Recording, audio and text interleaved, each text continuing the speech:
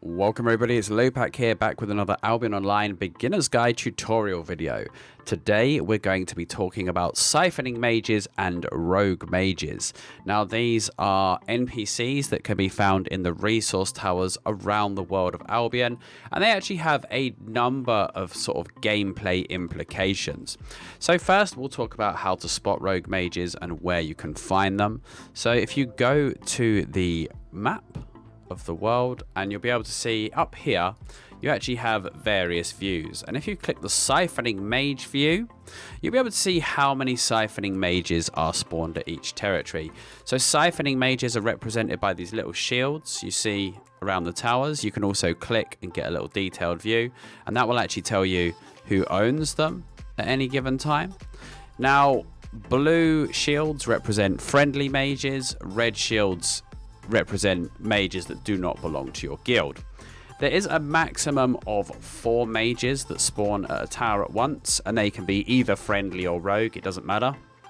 And they spawn around the GVG capture points. So there's 1 mage at each of the outer capture points, and 2 rogue mages spawn around the central points. You would have 2 here, and you would have 1 down the bottom. As you can see, there's currently only 2 mages at the tower that I'm at, which means that somebody has been here and killed them. And why did they do that, of course? So first we'll look at what the mages actually offer for you. So mages are how towers generate seasonal points. Seasonal points are how guilds are ranked in Albion, and obviously the winner of the season is declared by who has the most points at the end of a given season. So they're very, very important to guilds. Now, as you can see from this picture, each tower, depending on its location, generates a number of points per day. Now that is the maximum number that a tower can generate. That's not how many it always generates, that's the maximum.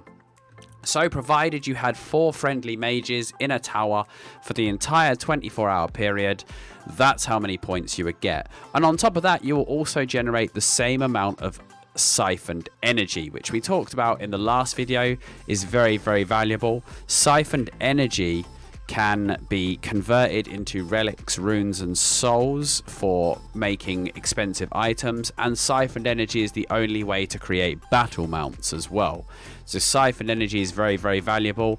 It's always being traded on the market, but it's definitely worth a few thousand. I think it's around 6,000 to 8,000 on average per 1 siphoned energy. I haven't checked the price recently, so it may have risen or fallen, but last time I was trading energy, that was around the rate it goes for. So guilds want points, guilds want energy. So that shows you why you want friendly mages. Now, why would you go and kill mages and place rogue mages? So we'll talk a little bit about that system. You're able to raid and kill any mage that doesn't belong to your guild or your allies. Now, the first thing is obviously when you kill the mages, you do get a little bit of fame, but that is not why you are there. When you kill the mages, they drop a chunk of siphoned energy. Very, very valuable. Very nice to have. Good, easy to turn into cash as well if you want to sell it for cash. And so the siphoned energy is the main draw for going there. Now, when they drop the energy, you actually have a choice to make. The amount of energy that they drop is coincidentally the exact amount of energy required to place a rogue mage. Now, a rogue mage operates exactly like a siphoned mage, but once you kill a siphoned mage and place your own rogue mage at somebody's tower, the tower will then start generating energy and points for you instead of your enemy. So you've got that trade-off. You can either take the energy that the mage drops and leave and make a profit, or you can invest the dropped energy into placing a mage of your own and hope that it survives long enough to generate a payoff. Now, the theory crafters in my guild have claimed that a rogue mage needs to stay up for around 2 to 3 hours, I believe, before it starts to pay for itself. That's in Anglia.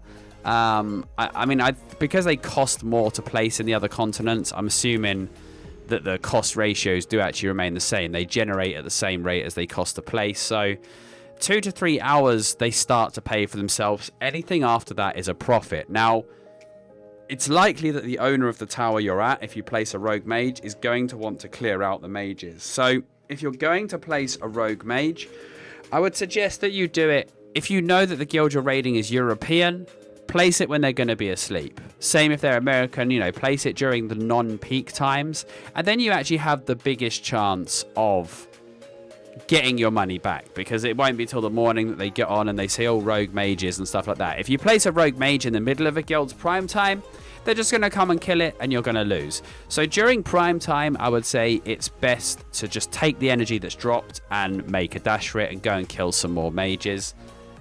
It's pretty profitable. Once you get a good group and you get in a rhythm, you can make a lot of money doing mage raiding. PS, don't raid my towers though. Go raid somebody else's. I'm telling you, you can make loads of money, and my guild will get mad if you guys start raiding our towers off the back of the video. Anyway, regardless, when you get your siphoned energy, you can actually quick deposit it into your guild bank, which also means you don't need to carry it around with you.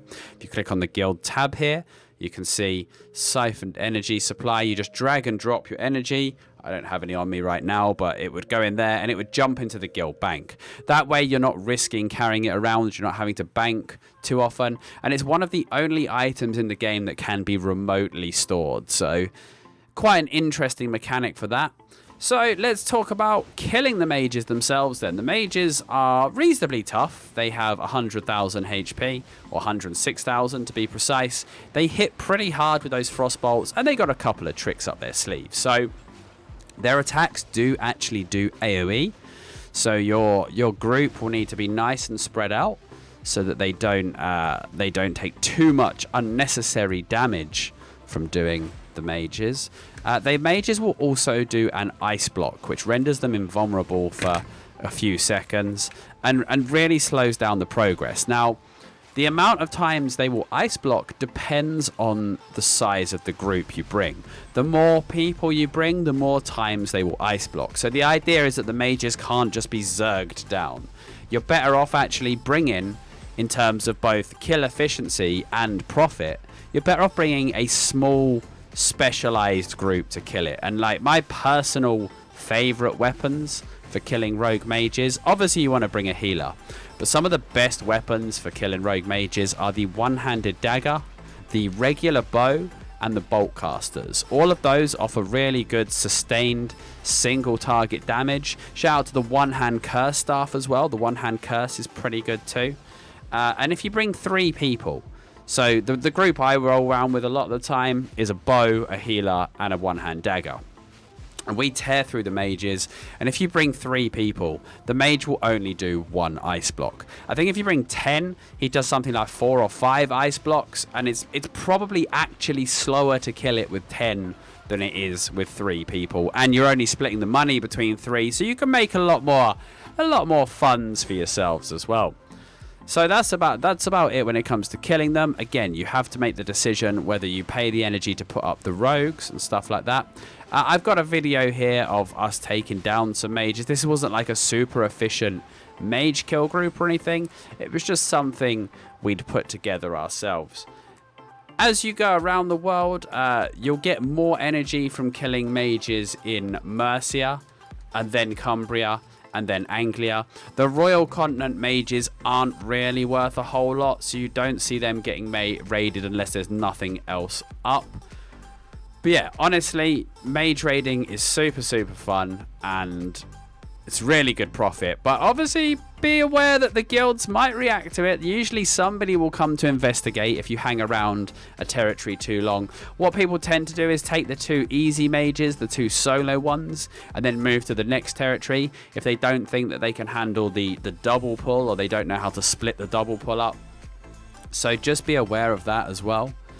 Just keep on the move, keep banking your energy, don't keep too much on you. And also think about changing targets quite a lot. If you hit one guild in a couple of towers, maybe go and hit a different guild next. Before, like, you know, if you keep hitting the same guild over and over again, territory after territory, they'll work out where you're going, and eventually they will respond.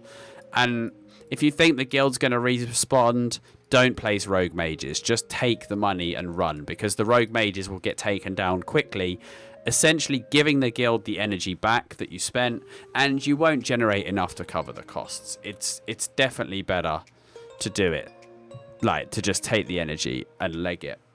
I think that's about it for the Rogue Mage video. Can't think of anything else off the top of my head, so I hope you guys have enjoyed it.